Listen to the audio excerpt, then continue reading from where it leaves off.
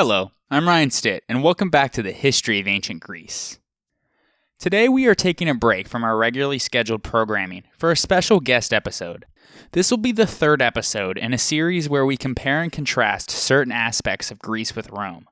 The previous two episodes featured classicists and fellow podcasters, Avon McMaster to discuss Roman sexuality, and Peta Greenfield to discuss the role of women in the religious sphere of Rome. Today we bring on Peta's other half from the partial historians, Fiona Radford, aka Dr. Radness, to discuss the role of slavery in ancient Rome. We also talk quite a bit about gladiators and slave revolts, which gives Fiona quite a bit of leeway to dive deeper into her favorite leading man from ancient Rome, Spartacus. That is because Dr. Radford is an expert on Rome and film, and in particular, she wrote her thesis on Kubrick's Spartacus. Today we are joined by Fiona Radford. She is known as Dr. R, and she is one half of the Partial Historians. Thank you for joining me. Oh, thank you so much for having me. Today we're going to talk about slavery in the Roman and Greek world and compare and contrast them. So first I want to start out by asking about Roman slaves. How were they acquired? In what ways were they acquired in Rome specifically? And then I'll talk about Greece and we'll see how they differ. Sounds good. I think there are some real similarities, and definitely for the Romans, they come from a variety of sources. I think the main one, though, which I'm sure Greece has in common, is that they're often captured prisoners of war. Yes. So they get to capture people when they take over a town or a city or anything like that. And certainly some of our ideas of numbers, like as in how many slaves there were, come from the accounts of Roman conquests where they talk about, how many slaves were taken that particular day. But they could also be captured by, pirates or, kidnapped somehow and spirited away, which I always think is the most awful thing I could imagine, like being kidnapped somewhere in some remote town and then spirited away to another part of the world where nobody knows that you were actually a free person. You could also be convicted of a crime and end up being a slave of some sort as a result of that. You could be the child of who's exposed, basically. We know that the Romans, I think, again, like the Greeks, practice exposure of unwanted children. And if those children weren't, eaten by wild dogs first, there certainly does seem to have been a potential that child would be picked up by someone walking past and raised into slavery. Technically, legally, they were actually still free. But of course, how are you going to prove it? And how would they even know they were a baby? You could also obviously be born into slavery. Any child that's born to a slave woman is automatically a slave as well. And also, perhaps a little unusually, you could be a slave because of debt. So we do have stories of parents who are desperate selling their children into slavery because they're, just that poor or struggling, or maybe they don't like that kid very much, or they could sell themselves into slavery. So when did slavery start in the area of Rome? Because I know with the Greeks, the Greeks obviously are a little bit older. Yeah. I know that we have records of the Greeks or slaves in the Mycenaean period, and then it kind of, with the quote-unquote Dark Ages or Iron Age, whatever you want to call it, there doesn't seem to be any continuity. But then, they're slaves in the Odyssey. In the Iliad as well. So it does come back in the 8th, 7th century. Do we know roughly when slavery might have started with Rome or in Latium or in that area? I know the Etruscans, they're famous for being slaves. Is it something that the Romans learned from them? Slavery is something natural. Not natural, but... in their ancient world, yeah. Yeah, in the ancient world. So maybe it's just something that came naturally to them, but maybe they got it from the Etruscans. I don't know. Well, any connection between the Etruscans and the Romans, it's always kind of difficult to prove because the Etruscans left so little written records. It's highly possible. Obviously Roman culture is heavily influenced by the Etruscans, but then again, it's also heavily influenced by the Greeks. So, if the Greeks are practicing slavery, then the problem, as you would know, with the Roman records for the earliest period of Rome itself is that they were written so much later. So there's always the chance that certain cultural aspects of a later period of Rome are being sort of, retrojected back into this early period of Rome. However, the accounts we have, I think it makes it fairly clear that slavery was always a part of Roman society, in the sense that we hear of one of the kings of Rome potentially being of servile origins, Servius Tullius. It seems that they were definitely around, and certainly, a slave plays a pretty crucial part in the early republic when the Romans, rise up and throw over those cruel overlords, the Tarquins, one of the, the heroes of the early Republic is, of course, Brutus, who had, held at the body of Lucretia and be like, look what these jackasses did. Aren't you mad? His own son seemed to have been part of a conspiracy to bring back the Tarquins. And the person who exposes that conspiracy is a slave. So, the stories that we have, whilst they're not necessarily explicitly about slavery, as a phenomenon, the slaves do seem to be present, in the background. So you mentioned some of the slaves came about through debt slavery as well, which was a huge thing in not only Athens, just archaic Greece in general in the late 7th, 6th century BC. And ultimately, it led to their democracy. Well, the tyranny, then the democracy. Very important step in between that. But we don't have time. Interesting enough, in Greece, the first polis that organized a slave trade, according to the sources, was Chios, and they also had an early democratic process too. So it's a very ironic aspect of Greek history that in hand with the advancement of both freedom, quote unquote democracy, came along more and more slavery, which is something that we see big time with Athens and her empire in the 5th century BC as well. Which I guess you also see with the Romans too. As they become more powerful, they start enslaving more and more people. After the first Punic War, that seems to be when it really takes off. Yeah, I mean, it's definitely a feature up until then, but probably not as large as people might imagine. Just because, they're too small and they're not really taking over heaps and heaps of places. So, where are the slaves going to come from? Well, speaking of where the slaves come from, what are the demographics of a lot of the slaves that are in Rome? And we're talking about the Republic now. As it progresses, where are the first slaves that come from? Do we have evidence of that? Are they Greeks, or are they Thracians, or Punic slaves, or Latin slaves? Or where are the first slaves that they come from? Well, to be honest, because slavery does seem to have been a feature of Roman history, from the get-go, at first, the earliest slaves would have been probably other Romans, or at least other Italian people. As you would know, because I know you listen to the partial historians every now and then, Rome has a very painful birthing period where it's, fighting a lot of conflicts with people who really aren't that far away from them. And so their earliest slaves, who they acquire through conquest, would have been people who are not too culturally dissimilar to themselves. But they weren't, as far as we can tell, they don't seem to have been in massively significant numbers. Really, in terms of where the slaves come from, it really just depends on where is Rome fighting wars currently, because obviously that is a major source of their slave intake, particularly once they start their real empire building, conquering foreign territory and that kind of stuff. It will change a little bit depending on where they are currently fighting. But we do get sort of large intakes of slaves happening when they have their big notable conflicts, during the Punic Wars, during the Macedonian conflicts. I mean, Spartacus was taken during a conflict with Thrace, but not a particularly big one. But you've also got, of course, as you say, with Greece, when Rome starts conquering large parts of Greece, you do start to get an influx of Greek slaves being available to them. When Julius Caesar is, fighting in Gaul, we've got a massive intake of slaves, possibly, a million people being taken during that time. So it really just depends where they are currently fighting as to where the slaves will be coming from. The thing about Roman slavery, I think, which people might not be aware of in the popular imagination, is that it doesn't have that particular racial aspect that we tend to associate with slavery because of slavery in modern America. You're not a slave in Rome because you are a certain race.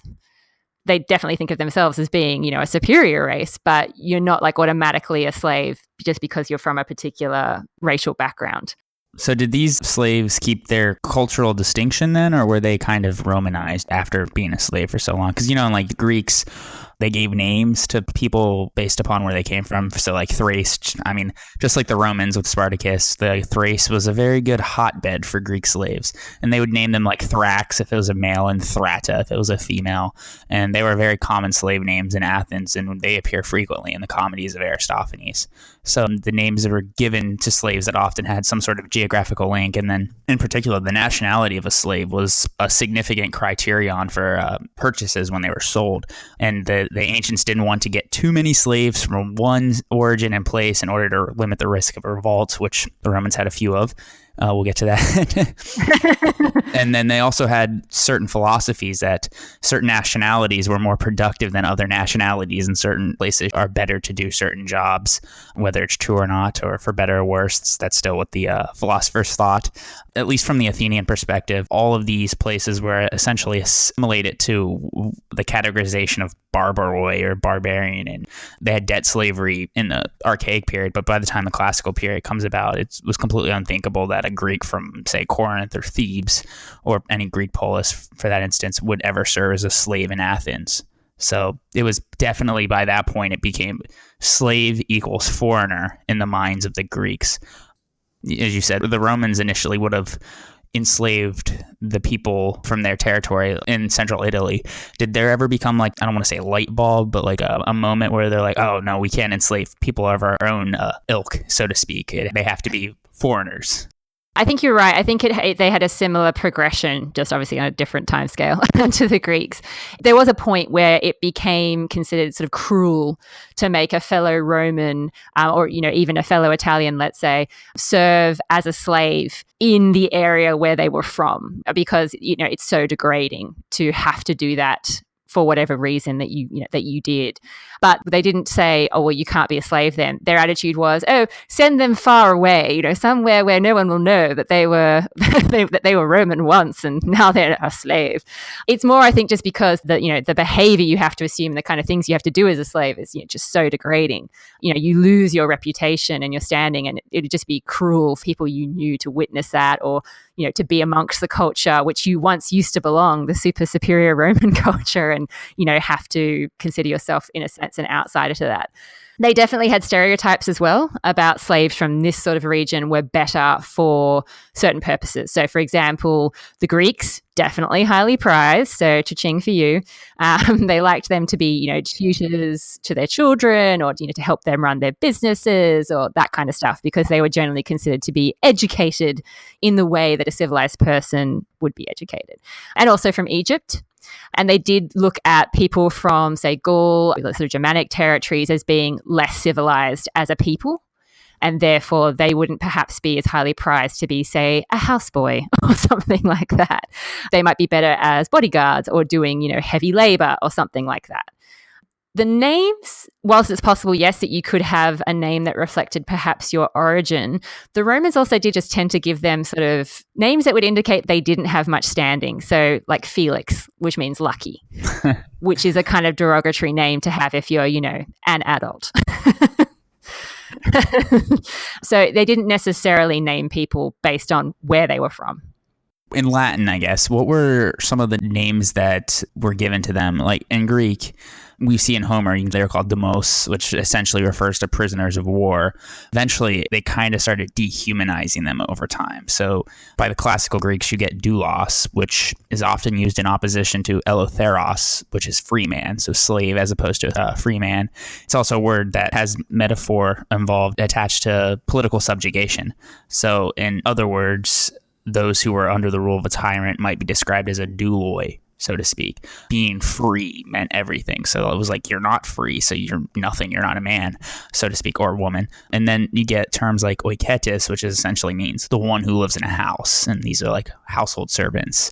And then they're like therapon, meaning servant, and akoluthos, which means follower. And then you start getting into some of the really dehumanizing words like anthropos, which simply means human being. So they're like, you human being, used pejoratively, as if he was like some unnamed and undifferentiated human being. Like, just, hey, anthropos, get over here.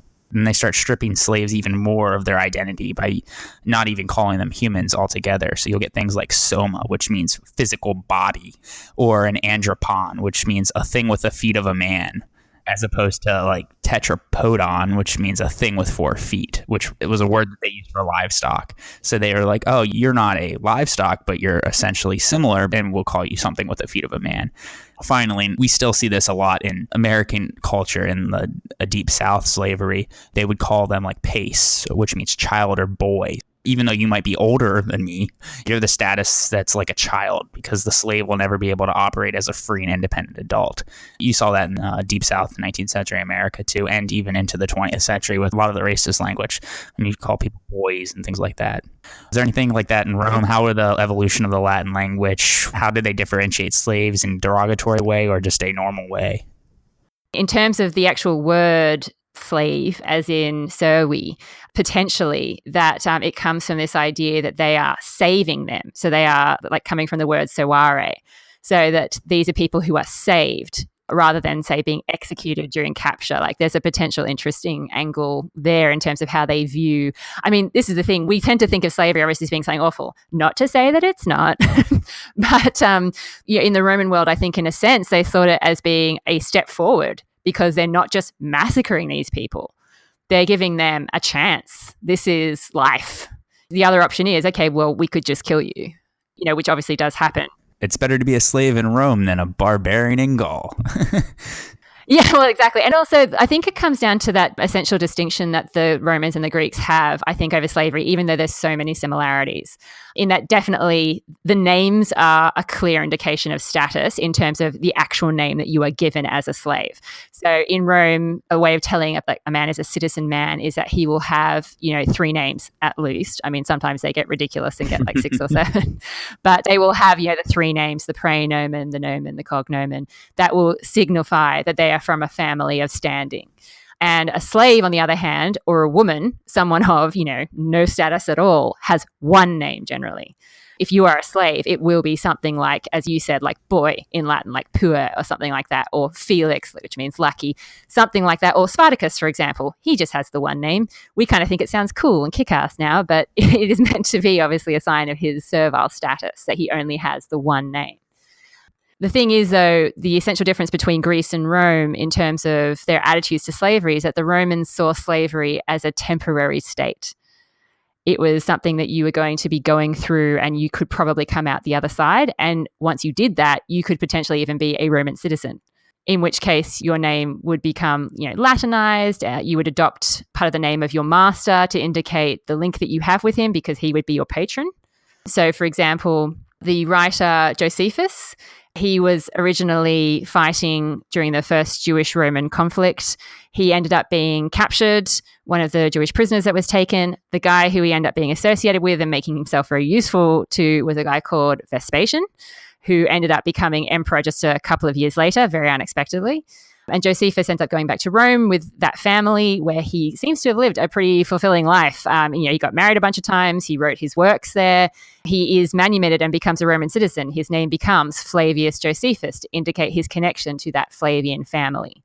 Now, obviously, he's pretty lucky, but that does indicate the possibility for, life beyond slavery in Rome. So how often was manumission?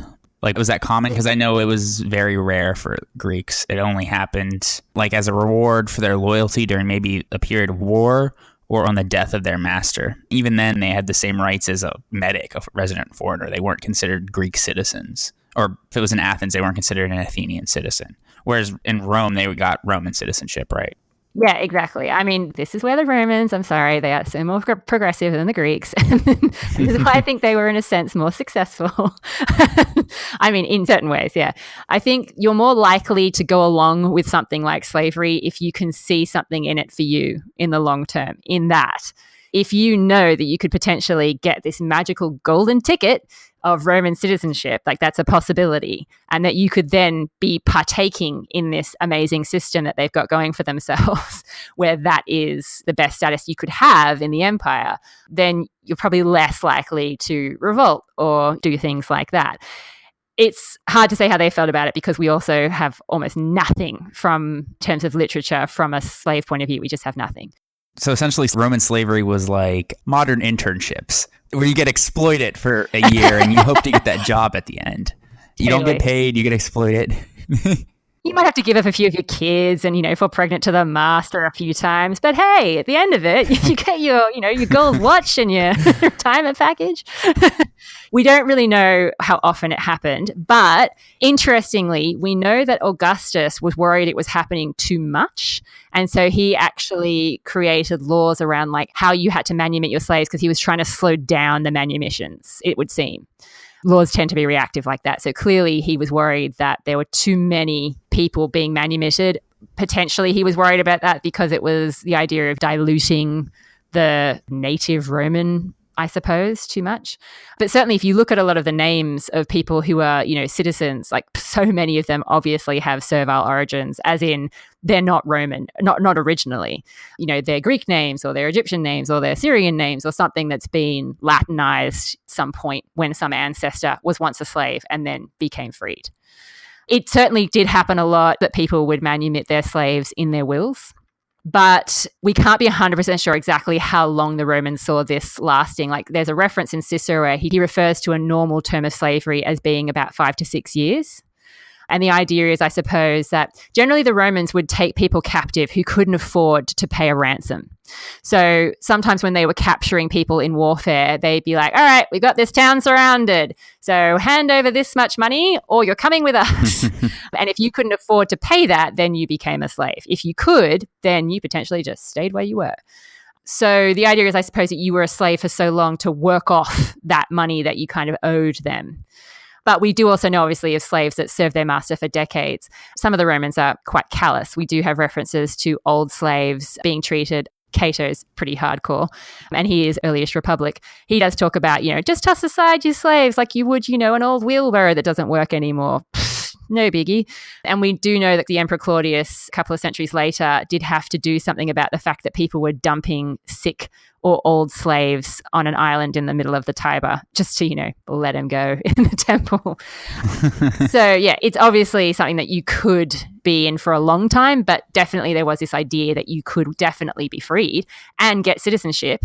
And whilst you might not be able to fully partake in Roman life, as in you couldn't, say, run for office or something, your children sure could. Yeah, that definitely didn't happen in Greece. So you said that slaves were able to work for their freedom. Yeah. Were slaves able to buy their freedom? Yes. I know in Greece they had specifically craftsmen slaves who took out a loan from their master, and they actually lived apart from their master, and they just paid him a set proportion of their earnings until they met the amount of the loan, at which point they were freed. So we have an example like Spartacus in Athens had shoemakers who handed over 2 obols a day, and they kept the rest towards buying their freedom. So the most people in Athens who were able to do this were managers of shops and factories, bankers, artisans, all that sort of stuff that the Greeks thought was beneath them, the monastic work. It was all about leisure and loafing around in the agora. Yeah. So was that sort of thing in Rome? Were they able to live apart from their master and then pay off the debts from their earnings? Or was it always just you worked for your master for a set time and he determined that, okay, now I've gotten X amount of work out of you and this equals X amount of money and then I'll let you go? I think it probably depends a little bit on what kind of a slave you were. They wouldn't generally live apart from their master while doing this. Not as in, they were sharing bunk beds, but as in just being part of the same household. Basically, the big distinction in Rome seems to have been between whether you were an urban slave or whether you were a rural slave. Rural slaves are doing, obviously, mostly agricultural work, like on large farms or just farms, but probably large farms. And they probably had less of a chance to make a connection with their master because their master was probably in Rome or, doing some sort of political business elsewhere. He wasn't going to be, watching people farm. So in that sense, you probably have less of a chance to form an emotional connection, and therefore he's less likely to sort of want to free you or manumit you.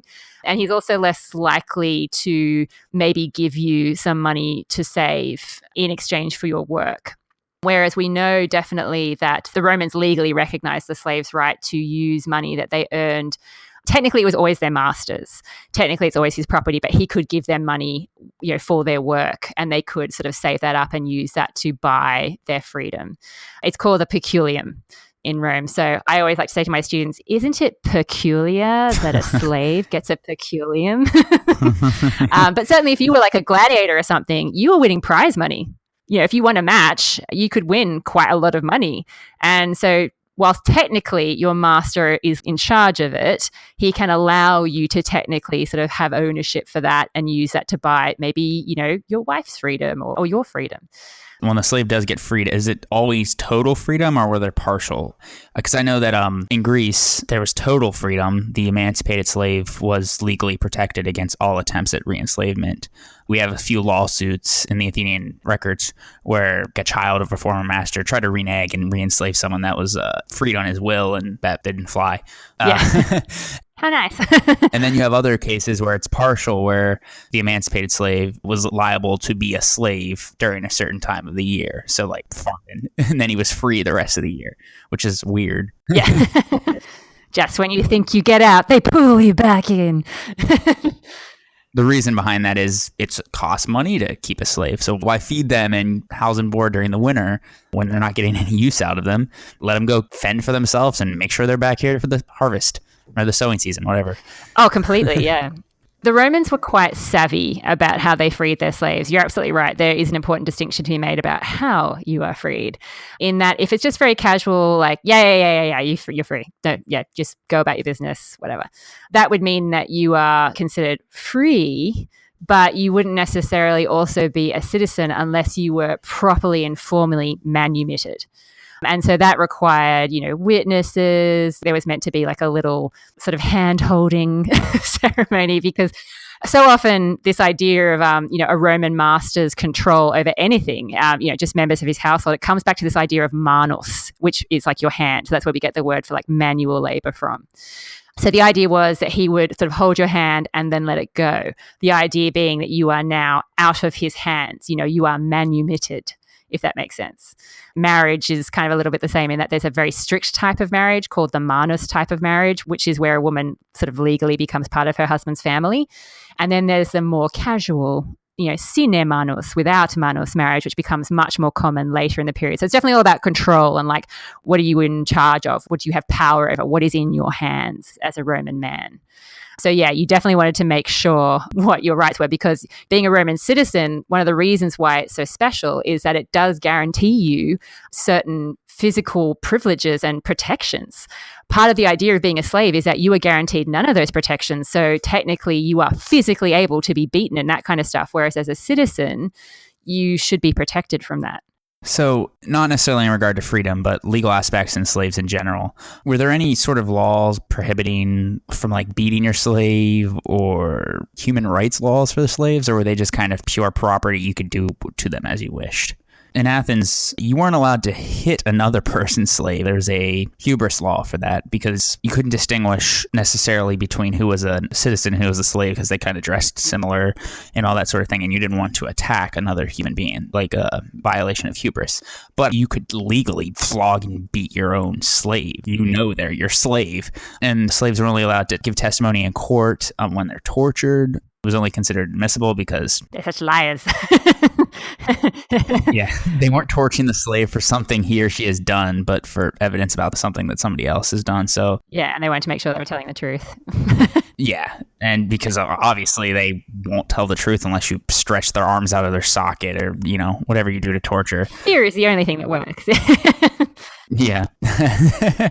So how are Roman slaves seen legally speaking? I think it's fairly similar, not as in there's literally a hubris law, but as in slaves are looked at as property. They have absolutely no rights in terms of human rights, and they have no moral standing officially, like by the law. But they are property. Just like I can't come over and break your incredibly valuable Beats headphones, you can't just attack my slave for no good reason. So definitely I think there is an idea of, which family did the slave belong to and who within that family, had the rights to potentially beat the slave. Obviously, in any slave system, I think there is a certain twisted kind of level of protection in that you don't want to damage your own property. So if I get frustrated with my computer, I don't immediately pick it up and smash it on the floor. I do. I take... Yeah. I knew that about you. When you get those Twitter followers, No. You're more likely, obviously, to sort of want to take a breath and think about it, because if you, say, break their arm, then they're not going to be able to work. And it's possibly going to cost you money in terms of medical bills if you're going to fix it and that kind of stuff. However, technically, yes, you do have the right to do that kind of thing to them. And there are certainly cases that we hear of which sound horrific into what people would do to slaves. And certainly the same thing with the legal cases. It was thought that it would sometimes be necessary to torture a slave in order to get true testimony. And that torture generally obviously had to be something that was painful, but not fatal. So like, as you say, stretching their arms out of their sockets or, flogging them with a whip, which might have little spikes attached to the tips, those kinds of delightful things. As we move on, though, in time period, there is definitely an interest in legislating about slaves. And sometimes it would almost seem like these are, in a sense, human rights, in that it seems that Hadrian, who's, sort of mid-empire, did make a law where masters were forbidden to kill their slaves. So that's pretty big because before they were totally able to. But I don't think many people did. And then the later that you go on, so for example, in one of the big collections of Roman laws, which we get from this sort of time period, a Theodosian collection, there is a law about not being able to separate children from their parents, as in slave children from slave parents. Before, because they're your property, you could totally sell children, wives, away from people because they weren't recognized as having any legal connection to anyone except their owner. Even if they consider themselves married, it's not legal. So you can separate a married couple for a while, it would seem, in Roman history. Even something like suicide was considered to be a crime against property because you were damaging your master's property yourself. One of the big interesting legal cases is that I think, in a sense, Rome is still operating often on laws that are maybe a bit outdated, or they're operating on traditions that are, made in a time when they didn't have so many slaves. So, for example, one of the most notorious examples of not really slave rights, but just like how to treat slaves, I suppose, and it kind of has a human rights dimension to it, is during the reign of Nero in AD 61. A man named Pedanius Secundus, who is an elite Roman man, dies. He's murdered, it would seem. And the normal Roman practice, if that happens, is to execute all the slaves in the household.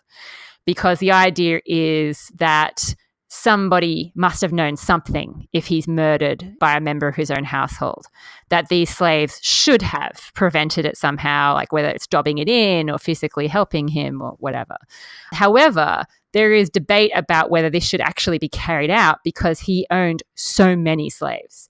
Because by this stage in Rome's history, the elite Romans own a ton of slaves. And so he has 400 slaves that would be liable to be executed in this particular case. And there are protests from the Roman people about carrying this out because, of course, some of them are children, some of them are women. And so there's an outcry, and the Senate have to have a debate about whether they're actually going to go through with this law or not. Even some senators seem to be thinking about, well, I don't know, this seems a bit extreme. However, they decide they have to go through with it because otherwise, what kind of example would that be setting to the other slaves in the city? You've got to make sure that they know that you're going to carry through that punishment because otherwise everybody's going to be murdering their masters or, taking part in plots and it's just going to be mayhem. So they do go through with it. But there definitely seems to be a significant part of the Roman population who are sort of protesting against this as too much.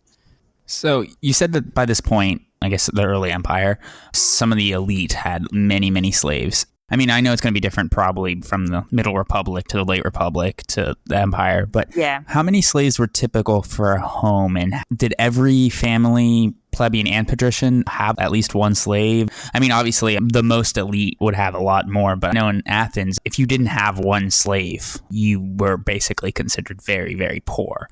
And even poor peasants in Aristophanes' plays have several slaves, and Aristotle even defines an oikos, which is a household, as containing both free men and slave alike. So it's not an oikos without a slave. Yeah. So it seems that most Athenian households had 2 or 3, and some had half a dozen or more, and the wealthy possessed between 10 and 20. And then like the super wealthy had even greater. So Plato had 5 slaves himself, and he was super wealthy, not wealth compared to Roman imperial standards.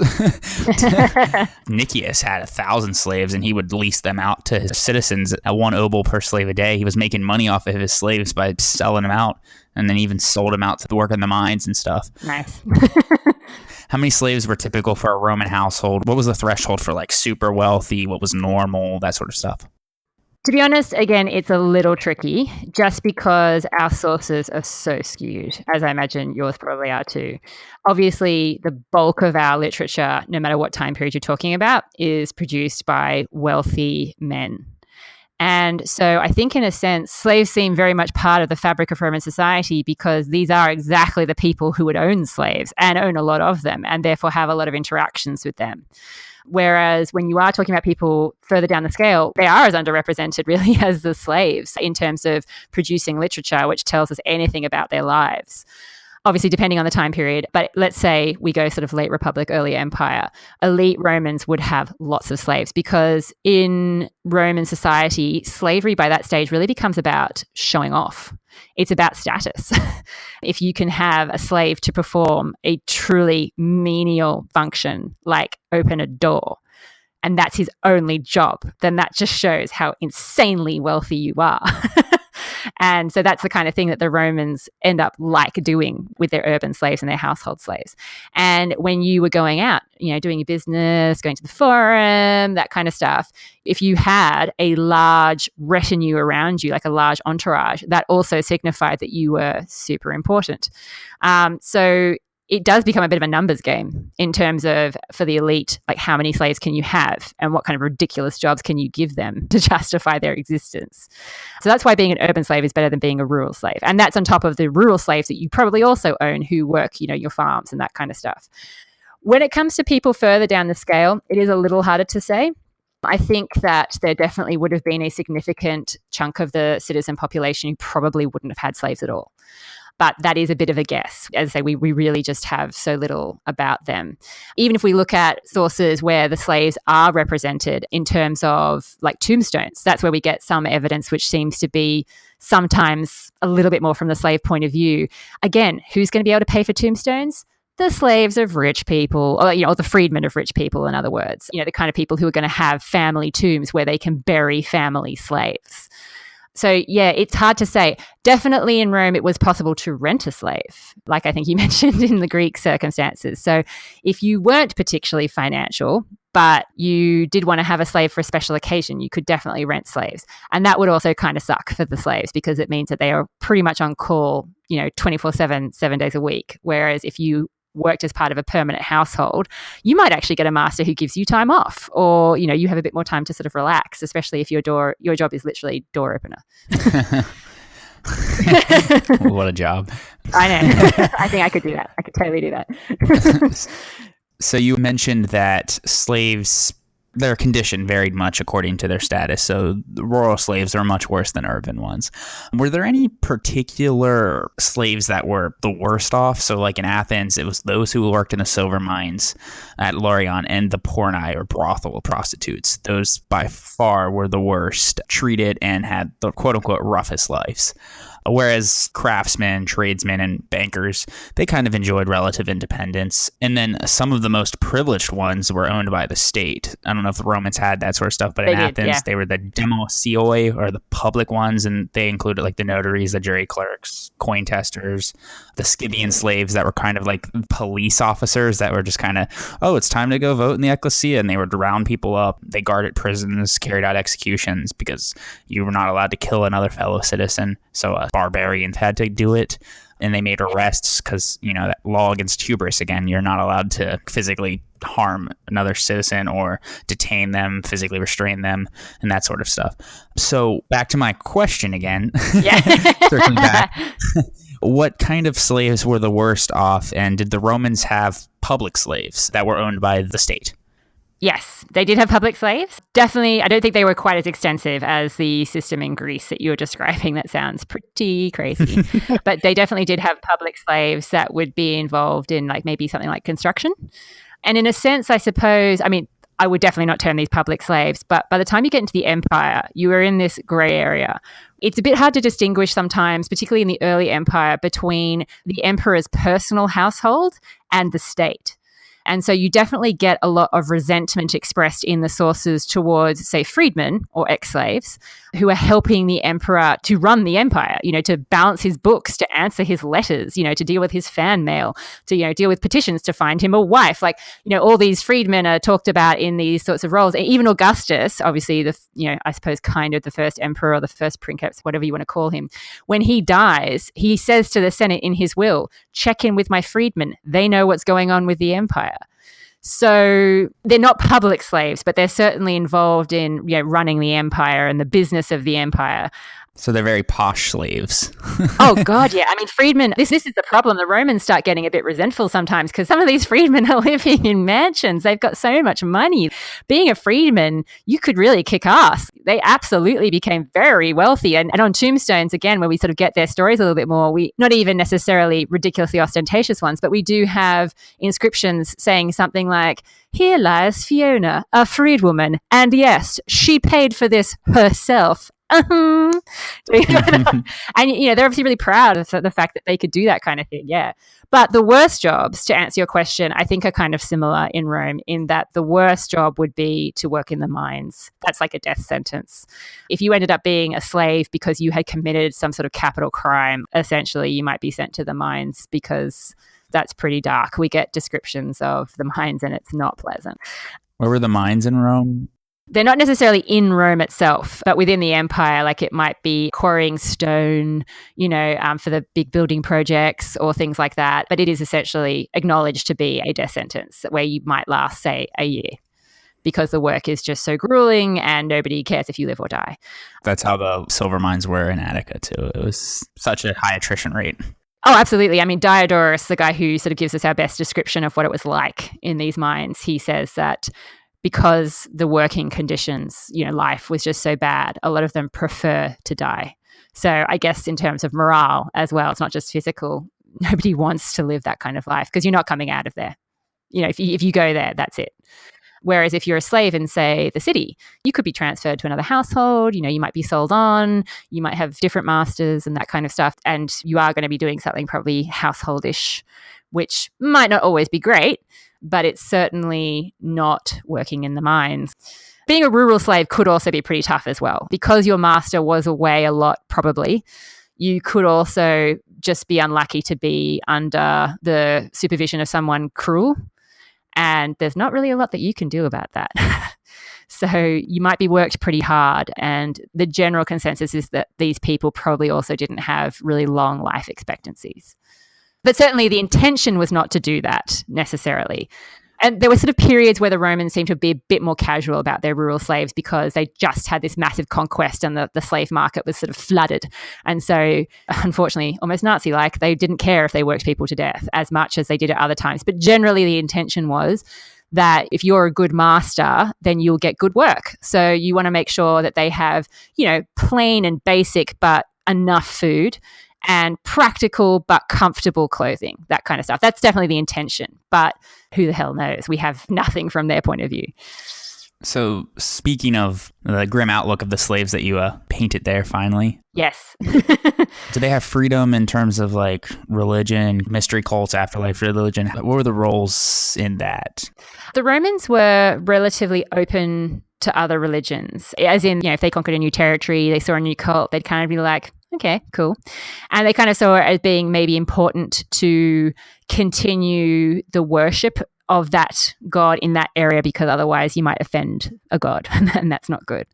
So they were relatively open to people practicing their own religious beliefs, except for ones that were going to be troublesome politically in terms of giving the slaves rebellious ideas. For example, Judaism, Christianity, Rome often clashed with these religions, not because they saw the religion as being particularly problematic. So I don't think I asked that question very poignantly. I meant to say, were the slaves allowed freedom to practice in any religion or mystery cult as they wished, or the Romans kind of hampered down on that? Within reason. Yeah, within reason. I know early Christians tend to be a lot of slaves and women and stuff like that. I know yes. Worship of like Mithras. ISIS, any of those like mystery cult religions? Do we have a lot of evidence for the slaves? Did they practice? Was it something that they were able to go to freely? Were they involved in these cults, or was it just kind of like they were allowed personal worship, but they weren't allowed to do any sort of public? Yeah, no, absolutely. Basically, you're right. Within reason, the Romans were okay with people practicing their own sort of cult worship. I mean, after all, let's think about it. Who is most likely to have really introduced cults like ISIS to Rome? Slaves. Like, they bring it over with them. And so it does seem to be that these sorts of introduced cults often have quite high numbers of slaves, at least at first. And certainly once those cults become accepted and, become a part of the Roman cultural landscape, then the slaves will be taking part, like anybody else, in certain ceremonies. So, obviously there are temples to Isis and that kind of stuff. Like, we found them in Pompeii. We can't obviously say, like, how often did they go to the temple? We don't really know. But certainly it would seem that the attraction of a cult like ISIS might have been the sort of more personal dimension or the savior aspect to it, I suppose, than, say, Roman state religion. However, I think they were definitely expected to be part of Roman state religion. Everybody was. And that's why it's within reason, because the Romans sometimes have a problem with people who are Jewish or Christian. And that's more because they see those cults as being sort of seditious. They're a political problem for the state because they can't be assimilated the way that they're practiced by the people who believe in them all of the time. Not everybody, but there's definitely that element to it. However, I mean, it's important to remember that even when Christianity becomes more prevalent in the Roman Empire, the Christians still own slaves. Sneaky, sneaky. Yeah. I mean, St. Paul, there is a story recorded of how a slave ran away to him and he sent the slave back because he was like, not taking part in this. Blessed are the meek. Yeah, exactly. Christianity offered you something after death, I suppose, if your life was so hellish. But it really didn't offer more than, say, Stoicism, in a sense, in terms of how it viewed slaves. It viewed slaves as being, people capable of moral feelings and impulses, but not necessarily, slavery should be abolished kind of sense of things. In terms of the Roman religious calendar, the slaves definitely were a part of that. So there was a particularly interesting festival in July, on July 7th, called the Feast of the Serving Women. And this was in commemoration of a very heroic act by female slaves sort of back in early Republican history. So it's really interesting because it's celebrating, sort of the two categories of people that the Romans looked down on the most, women and slaves. So legend has it that after the Gauls had captured Rome, and obviously Rome's at a pretty low point, the Latins had advanced on the city and said to the Romans, "Give us your women." And the Romans are all like, oh my God, what do we do? And a slave girl comes with this idea that they dress up all the slave women in really fine clothes. They look like free women and hand them over. Job done. Once they are in the enemy camp, they would then sneakily disarm the Latins while they slept. And then this clever slave girl who came up with this idea would set a fig tree on fire as a signal to the Romans. Okay, now's your chance, boys. And so sure enough, the Romans come and defeat them. And so this festival is seen to be in commemoration of that. So the slave women would dress up in their finest clothes and they would run around hitting citizen men with fig boughs. Sounds like fun. I know what I'm going to do on Saturday. Yeah, exactly. Yeah. The big one, of course, though, was the Saturnalia, which is around the time that we celebrate Christmas nowadays. This was originally sort of around December 17 that it would kick off, but it was considered to be such a fun time of year and people loved it so much in Rome that it was extended into a 3-day festival and then a 7-day festival. So it became a really big deal. And the reason why slaves are kind of crucial to this is because not only is no business transacted during this time, but the world is sort of allowed to go topsy-turvy and slaves are sort of allowed to do whatever they want at this point in time. I think the Greeks, they had something similar, didn't they, at that time of year? They had the Cronia. Yeah. That's the only festival we know of and worshipped a Kronos. And we know a lot about the Cronia because the Roman Accius, he talks about it in terms of relating it to the Saturnalia. He was like, oh, these are similar. And I think compares and contrast. And the Cronia is basically worshipped a Cronus, and it's going back to the Golden Age, Cronus the Titan, where there was no slavery. So it's kind of everybody's free for the length of the festival. So that's essentially the Greek equivalent of the Saturnalia. Saturn is Cronus. Yeah, well, that's obviously a big thing for slaves because they are able to hang out with their masters and, eat with them and tell them what they really think and, get drunk and party. And yeah, so that would be their time to sort of let loose. And some of the Romans do sort of advise that you do sort of allow your slaves to do that from time to time because otherwise they're going to get resentful and cranky. So it's the ancient Roman version of what happens in Vegas stays in Vegas? Pretty much, much, yeah. It's funny actually, because there are sort of sources that there is an indication that, like, okay, let them do what they want during that time period, but the day it's over, you better be back to business with a serious face, because otherwise they're just going to try and prolong it, and get away with as much as they can and be like, oh, but yesterday was a Saturnalia. I'm just in that headspace. No, you are back to being a slave. Don't you forget it. Yeah, so there is definitely that kind of element to it. But yeah, it's really interesting in such a stratified society, to have that kind of celebration. So speaking of celebration and slaves, what are other roles that they had in entertainment? I know they had the gladiators and they were popular characters in Roman comedies. If you want to talk more about gladiators and Spartacus, your favorite. Yeah. Oh, I do. How much time do you have? Yeah, look, you could definitely end up in the arena if you were a slave. I probably should have mentioned that alongside the worst jobs, because that wouldn't be fun. You could definitely end up being sold to a gladiator school or something like that for entertainment purposes. In terms of plays, obviously, you're right, the slave characters are popular characters in comedies, but the Roman comedies are very much based on Greek comedies. They're kind of rip-offs, really. But yeah, they do seem to enjoy, again, that sort of role reversal idea for comedy. I suppose much in the same way that we kind of still do with, like Trading Places and classics like that. They do kind of like the slave who's smarter than the master, or they like stories where some kid was exposed and, raised as a slave, and, the story might be like, oh my God, they're actually free. And not only are they free, but they're of high status. Oh my God. Like, those kinds of stories are definitely popular in entertainment circles. In terms of gladiators, I can just randomly start talking about gladiators. Yeah, let's actually do that. Yeah, well, obviously gladiators are kind of a bit of a standalone. So whilst I can totally brag about the fact that the Romans were more open-minded in some ways than the Greeks with slaves, they certainly weren't when it came to gladiators. So basically, when you became a gladiator, you had to take an oath. That kind of ties into what we were talking about before about your body not being protected as a slave, as it would be as a citizen. So you had to sort of take an oath that you were happy to be burned, beaten, bound by the rod. And that apparently didn't deter some people from selling themselves to become a gladiator, whether it was for fame or for the money that you could win in the arena. Certainly, as time goes on, that again becomes sort of more popular option for people who are down on their luck or really want to be the Kim Kardashian of the ancient world or whatever. So Romans would voluntarily go into slavery to be a gladiator? Yeah, absolutely. I mean, it's a huge step, because obviously someone who is a gladiator, much like people who were, say, actors or mimes or prostitutes, they were infama in Roman society in that they were without reputation or without standing. It's where we kind of get our words of like famous and infamous from. And so it's a big deal. Like, you're giving up your reputation. You're giving up a lot to do this. But some people obviously considered it worthwhile. Again, it's more later. Like, it's more in the empire that we get, real solid examples of this happening. But it does happen, certainly. Yeah, basically it means that you were owned by a gladiator trainer, and he would train you up to fight in the arena. And depending on when you were fighting, that could be more terrifying or less terrifying. So in the earlier period, you might just be fighting till first blood. But the more that you go through the centuries and get into the empire, the more likely it is that you're going to be fighting to the death.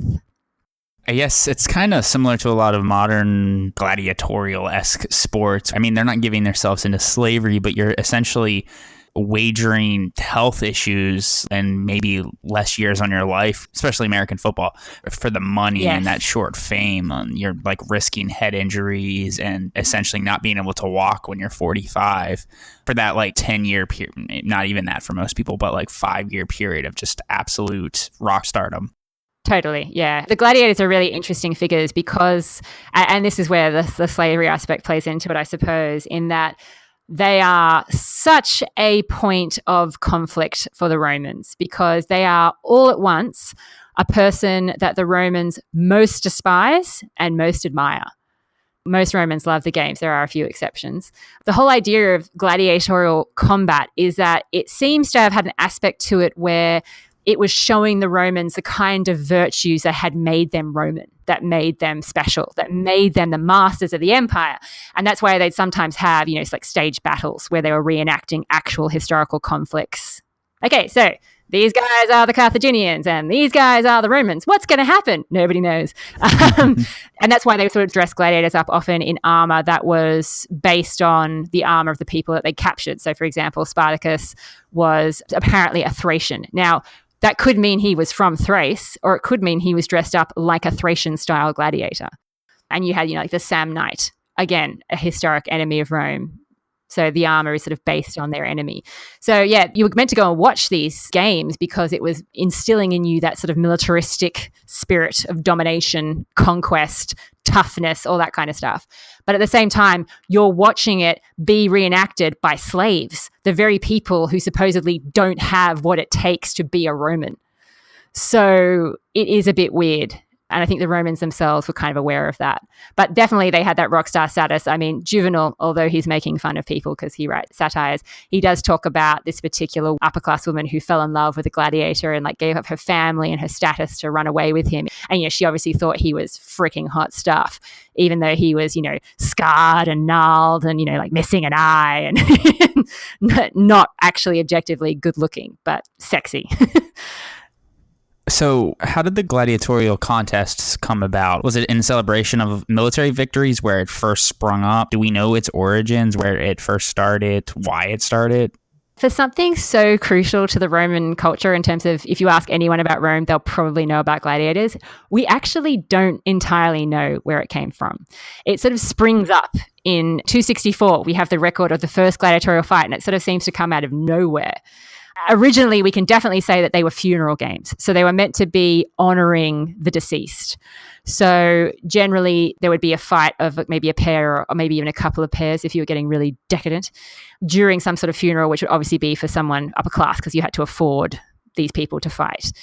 Possibly that means there was some sort of dimension there about the shedding of blood in order to ease the transition of the deceased into the afterlife. Because again, in these early stages, it was not going to be to the death generally. It was probably just going to be to first blood. It does seem to possibly have had some sort of link to the Etruscan culture.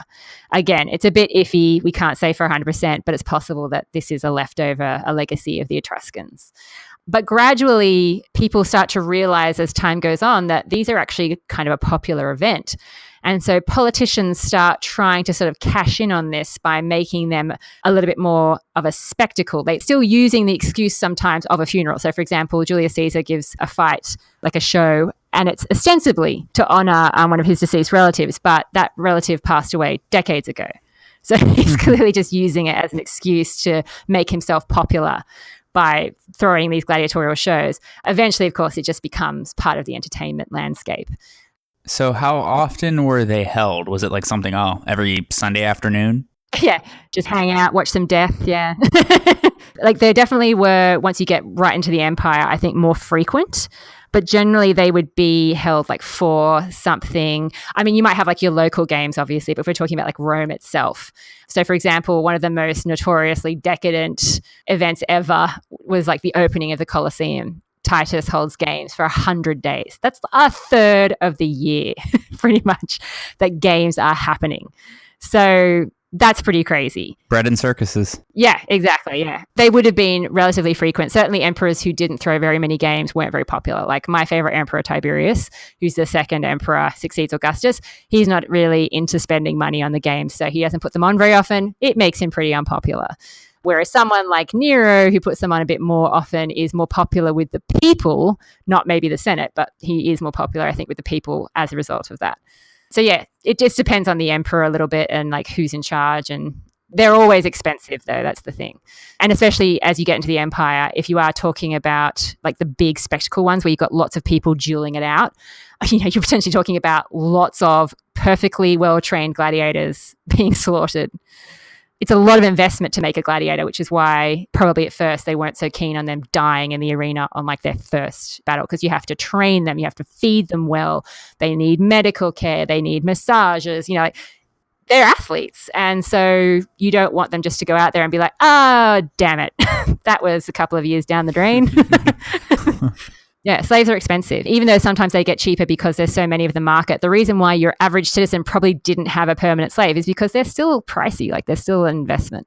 These gladiatorial contests, how were they structured? So was it like a tournament of like 16 and then they'd fight all the way down to one winner and like a single elimination style tournament? One will take home the crown. Yeah.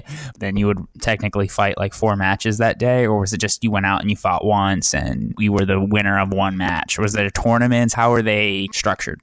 Yeah, again, it depends a little bit on where you're fighting. Like sometimes you might be sort of proving yourself if you're like gladiator who's just been trained. And so you don't have a lot of experience in the arena. So you might have to sort of prove yourself in sort of minor matches before you actually get booked to be doing like the venue of the local amphitheater or whatever. So yeah, it probably depends a little bit on how experienced you are. But generally, gladiators are part of like a whole program that the Romans have worked out for themselves. So the gladiators are definitely the highlight of that particular day. So from early in the morning, you might see things like the beast fights, which is where you've got people fighting or being thrown to, depending on how you look at it. Some angry animals or exotic animals at least. And then midday when, the sun's really hot and high, you might be having executions. So people who have committed capital crimes, you don't want to put that to waste. You want people to see it. And then the big event in the afternoon would be the gladiator fights. If you were a pretty good gladiator, you would probably only have the one match. And depending on how much they were willing to spend, depends on how many gladiators you're going to see and like how spectacular. The more you go through time, the more it becomes like this insane spectacle where you might have lots of people fighting at once, like lots of duels happening, or you might have stage battles, or you might have gimmicks like dwarves or women fighting as gladiators. Like a gladiator fighting women or dwarves or dressed up as women? Well, like actual female gladiators. Oh, okay. I misunderstood that. No. No, I mean, and dwarves who are in the arena. I just had a mental image of Spartacus dressed up in a dress fighting someone. And I was like, what? Just in case you weren't humiliated enough. You have to do it now in a dress. So women fought dwarves? Is that what you're saying? Or women fought other women? No, they were more just like a freak thing to get people excited because I guess the more gladiators you see, you start to get bored. You got to keep it interesting, people. So they might look for something unusual to spice up their particular game so that when the average person on the street is talking about the recent games, they'll be like, oh my God, I totally remember those games where they had a female gladiator fighting or they had a dwarf in the ring fighting, because as opposed to just blending into the endless carnage of the arena, it would just be something to make your gladiator fight stand out, make your game stand out. Probably rare. That's probably going to be your answer. But how prevalent were female gladiators and how did they come about? Because, I'm sure they weren't rock stars. Oh, no, not very. That's the whole point. They are mentioned purely because they are freaks. How did that come about? I think essentially because they were looking for a way to spice things up in the arena. They don't really come about until the Empire. No, how did a woman effectively become a gladiator? Like, what would be the reasoning? Oh, right. Sorry. Gotcha. Presumably, much like the men did, she was probably a slave. She was probably selected like male slaves would be because she had the physical potential to become a gladiator.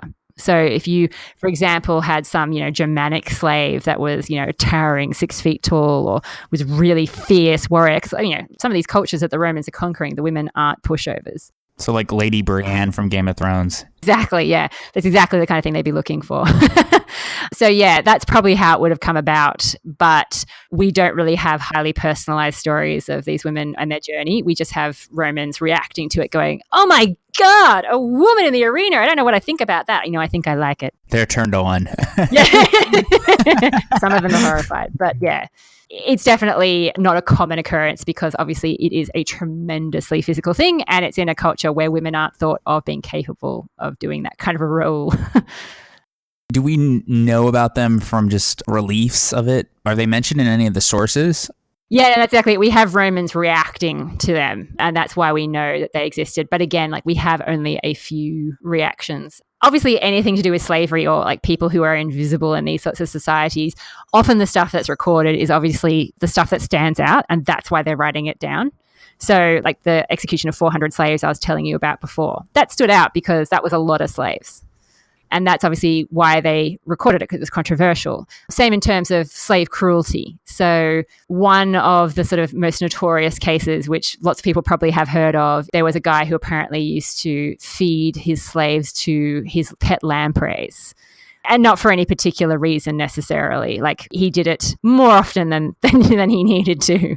And the emperor sort of had to step in and be like, hey, stop doing that. That's creepy. So he was the Ramsay Bolton of the Roman Empire. Exactly, yeah. And the Romans had enough sense to be like, yeah, you know what, that makes us uncomfortable.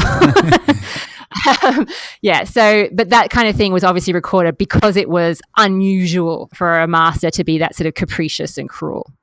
It's not every day that a Roman master treats a slave like that. I've always been fascinated by the fact that the Romans were fascinated with these type of games, but it wasn't kosher for them to partake in that. Whereas opposed to the Greek society, they loved the athletic games, and it was an honor for them to be in those games. Like you said with the Gladiators, it originally started out as funeral games, essentially, and it was honoring the spirits of the dead. And obviously that extended to include all deities, and because like skill and achievement were proper offerings to the gods. They were dedicating their bodies to the gods and that sort of stuff. And Greek society was marked with that competitiveness. You wanted to be the Aristos or the best, and it was ideal of Greek masculinity that was inspired by Homeric warriors. And so I've always been fascinated by the two dichotomies there. It is weird, yeah. Were Greeks gladiators, or like what type of people tended to be gladiators, or the Romans were like, oh, we need to get that person here. He is definitely born to be a gladiator. Were there a type of that, or was it just based upon looks and sizes, or was it just nationalities and that sort of stuff? Yeah, it was more physical. I mean, that probably did mean that certain nationalities were more likely to become gladiators than others, because just physically, genetically, at that point in time, they were more likely to be taller or, have more muscle tone or have just the temperament, because obviously a gladiator has to be someone who's willing to fight. I mean, it's not going to be good for them if they don't, but you do want them to be obviously kind of angry when they're in the arena. So we don't hear of a lot of Greek gladiators. That's probably because they were viewed as effeminate. Yeah, exactly. They were generally more expensive types of slaves that you would hire to, say, educate your children or, balance your checkbook or something like that. Yeah, it's less common. But the problem is, again, like with the names, the Romans don't necessarily name someone based on where they're from. They're really marketers, to be honest. They're PR geniuses. They're kind of like, what name's going to suit you? I know with your look, you're going to be this. And so they kind of create personas for them in a sense. I definitely think there probably were examples of Greeks ending up in the arena, but I don't think it's as common as other nations. And there certainly wasn't like a race that was all gladiators. It would have been people who were suited for that kind of a role. Do they have good muscle tone? Do they have good teeth? That kind of stuff. I'd like to think that Ajax and Achilles would have made good gladiators. Yeah, I think they probably would, yeah. I mean, the Romans, obviously Spartacus, one of the stories about Spartacus and how he ended up becoming a gladiator is that he ended up becoming a slave because he fought as an auxiliary along with the Roman army, and he deserted, and that's a big no-no. And so when he was captured, he was sold into slavery and he ended up becoming a gladiator. So he obviously would have been a great choice as a gladiator because he is an ex-soldier. He's already trained in combat. We can't be 100% sure that's his backstory, but that just gives you an idea of like the kind of guy. It's very much like Maximus and Gladiator, I suppose, in the recent movie. It's not that recent, but... Hey, shut up. Talk about my youth here.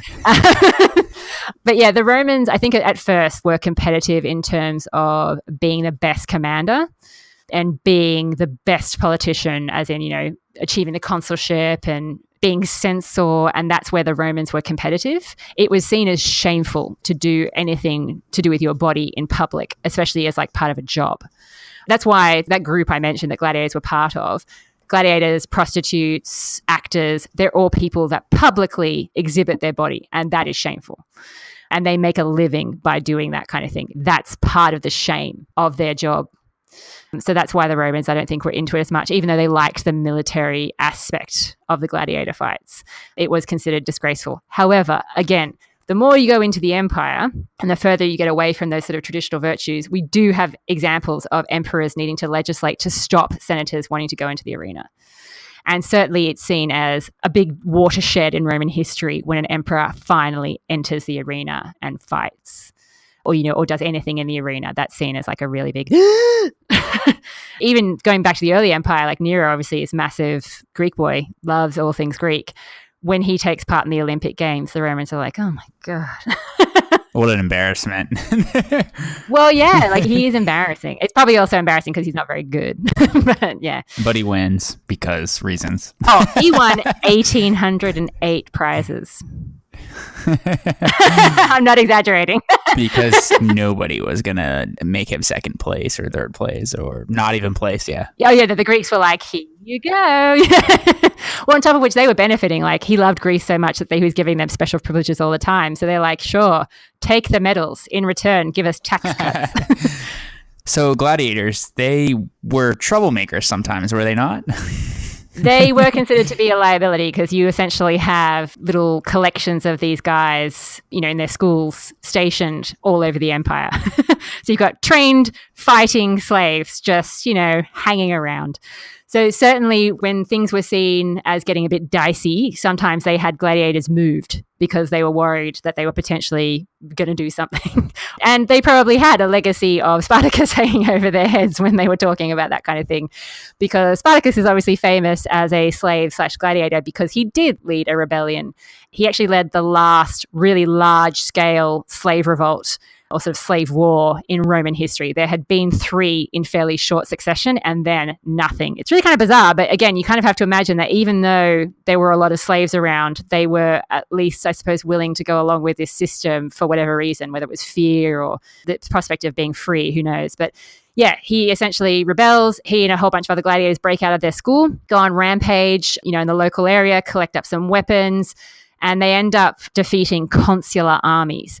Although slaves do run away to join Spartacus once they see he's had some success, he's also joined by free poor. And this is something we probably haven't really talked about, but in some ways, slaves could actually be better off than the free poor in Rome. And this is something that Roman writers often remark upon, especially as we get into sort of late Republic, early Empire. The ideal of the Roman farmer who's working his own small little plot of land and his small little farm and then goes off to fight when needed and then comes back to tend it, when that becomes less of a reality and you've got more of the latifundia, which are these large estates owned by rich guys and worked by slaves, a lot of these people are flooding into the cities. They don't necessarily have a lot of regular work or a lot of money. And so they can actually be living in worse circumstances than a slave in an elite household, which is a real salt in the wound type of thing.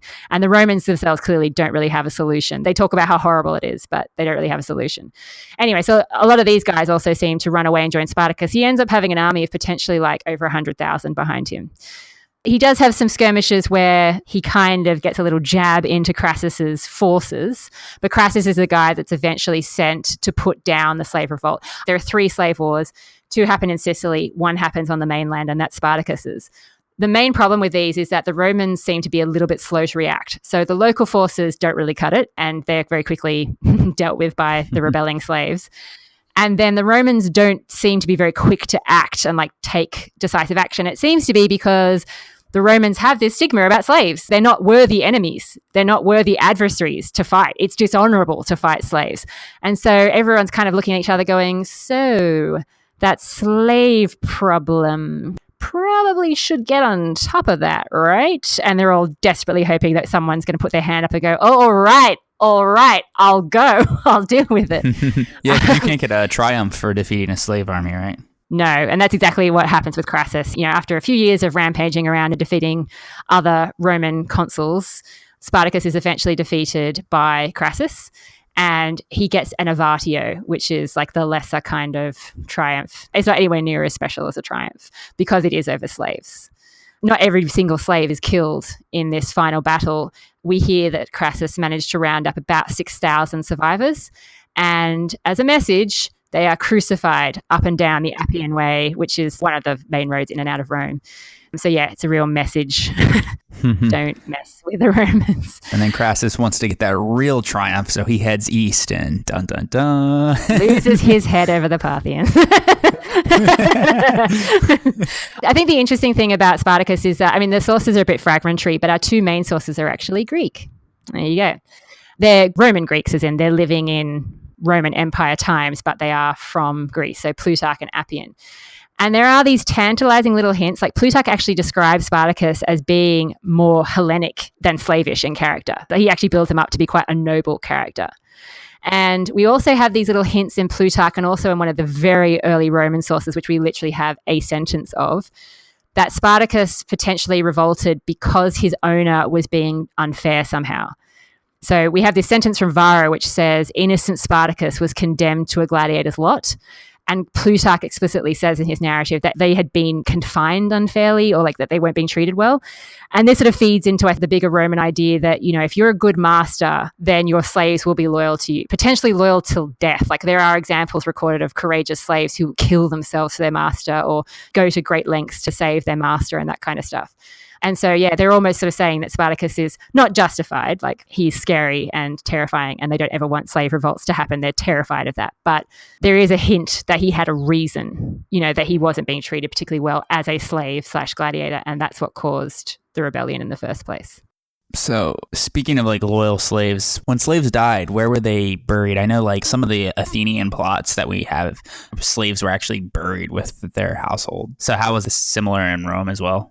Yeah, I mean, like I said before, probably the issue with our funerary evidence is that the people who could afford the kind of tombs or the kinds of monuments that will last are obviously fairly well off because they can afford stone as opposed to something more temporary that might have once marked someone's grave. But certainly, once a slave was freed, they became a client of their master. They were part of that master's familia and they would have a bond. Like it wasn't just like, see you later and good luck. They might help them set up a business or they might help them with their existing business enterprises. Some masters in Rome actually freed slave women so they could marry them because they fell in love with them. So they became their wives. And we definitely have examples of that recorded on tombstones. So yes, basically slaves were considered part of the household and therefore they may well find themselves buried in a family crypt or something, which would have like, you know, potentially generations or potentially just one group of the family. And there would be like maybe an inscription to sort of record that. The thing about Romans is that they did become very close to some of their slaves. Like Cicero, for example, had a slave called Tyro, who he was very fond of.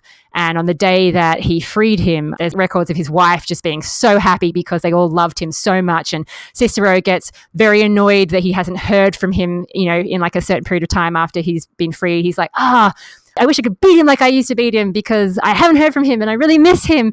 And the Emperor Claudius, of course, notoriously close to his freedmen, even though that's probably slightly exaggerated, but he definitely seems to have been close to them. So there's definitely a sense that slaves work and live so closely with you that they are part of your familia in the wider sense.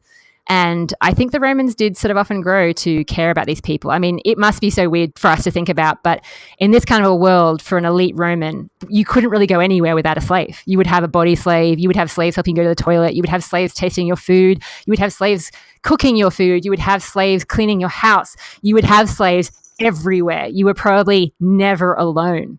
And so it's understandable that for a slave who was, say, your childhood nurse, who might be with you your entire life, they're someone whom you might even be closer to than your own parents. So yeah, that's similar to the Greeks then as well. Yeah. And we get like vase paintings of a slave holding a piss pot so the owner can pee into it. What a job. They can't even use the bathroom themselves. Those poor helpless Greeks and Romans. Oh, completely, yeah. When you think about it, I mean, you know, well before toilet paper, if I didn't have to wipe my own behind, I would have someone else do it too. This is a valid point. I can't make an argument there. Yeah. But yeah, and obviously if you were a male, you would probably potentially be having sex with your slaves, male and female. So that would breed a certain closeness. Was that a common practice? It does seem to have been a thing. Again, it's so hard to know, but your slaves were your property, so you could definitely have sex with them. The Romans do sometimes talk in this, what we think of as weird way, talking about how, it's nice to have, you know, like slave children that are your own, but not your own, you know, because they're not your responsibility in one sense, but they are. It's weird, but free labor. Yeah, definitely there are examples of people sleeping with slaves of both sexes because they're nothing. And with Rome, it's about the status of the person you sleep with, not necessarily their gender and the kind of sex that you have with them. And yeah, there's definitely examples of men having children with their slave girls, sometimes deliberately, perhaps because after all, you know, breeding is a way of sustaining the slave population. Yeah, I guess it would be ideal to, instead of buying them, but at the same time, you'd have to pay for them for like the first 10, 12, 13 years or whatever. Oh, you're being too generous. No, 5 years. My bad. Yeah, no, the Romans would put them to use at 5. Yeah. No, I know what you mean. You're right. It is an investment, obviously. And that's why children are cheaper when we're talking about slave market prices.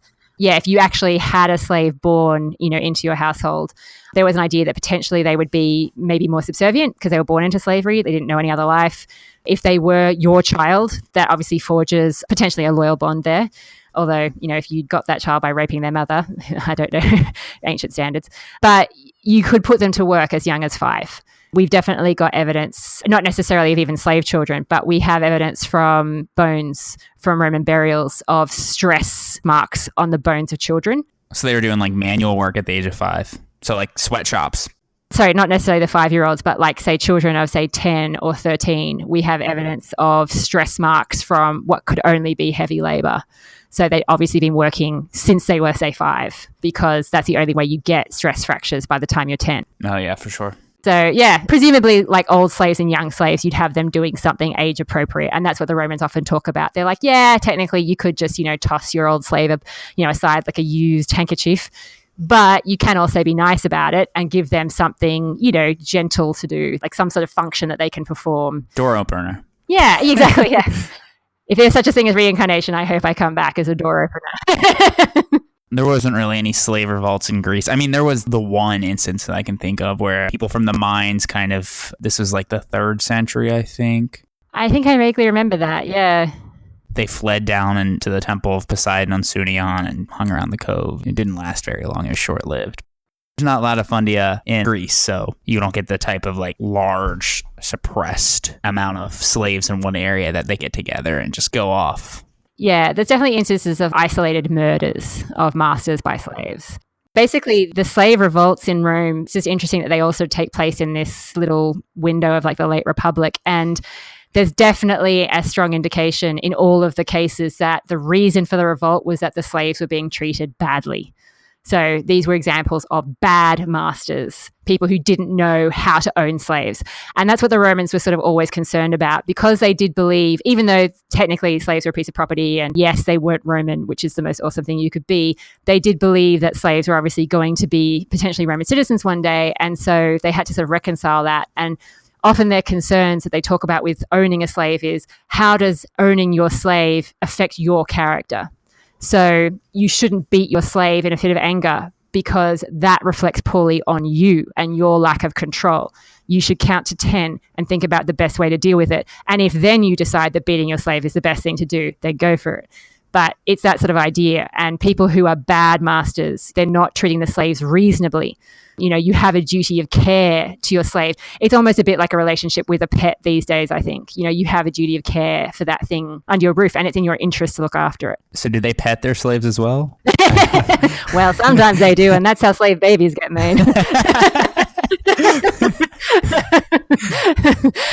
To finish up with, the first 2 slave wars are actually seemingly led, I think, by people who are potentially Greek slaves. Because Sicily. Exactly, yeah. I think the reason why in Greece and Rome they probably don't have a lot of these is that they are pretty good about trying to make sure they don't buy all the same language group. So they're not going to feel like loyal to each other or speak the same language. I mean, obviously they're scared about the idea of these people who share your house killing you in your sleep. So they're very savvy about how they try and minimize the risk. And I think that's why you don't see a lot of large-scale slave revolts. But these early ones on Sicily, they are seemingly driven by people who seem to have a sort of Greek background. And they're actually longer than Spartacus's, and they even start minting their own coinage and stuff. They set themselves up as like a king. Those pesky Greeks. Yeah, I know. See, this is why you don't want Greek slaves, because they're too clever for their own good. They can't just revolt like Spartacus and go and kill a bunch of people. They have to set up like kingship and start minting coins and have like a state happening. They're better teaching our young children anyway. Yeah, that's right. Yeah, as long as they're teaching them the right thing. Teaching them poetry and art and all that sort of stuff. Exactly, not seditious thoughts. So thank you, Fiona, for joining me today. This was quite a conversation. I really like your podcast, and I've been listening to it since Coriolanus, so it wasn't that far in your timeline. Yeah, it seems like a long time ago. But if any of the listeners want to find you on social media, your website, where they can find your podcast, they can find us on most medium. We're on iTunes, Stitcher, all those sorts of things, Google Play. But probably the best thing to do is to go to our website, partialhistorians.com. You can listen to our episodes through there and check out our posts and that sort of stuff. And thank you so much for having us on. We're also big fans of your work. Yeah, obviously we're listeners of the history of ancient Greece as well.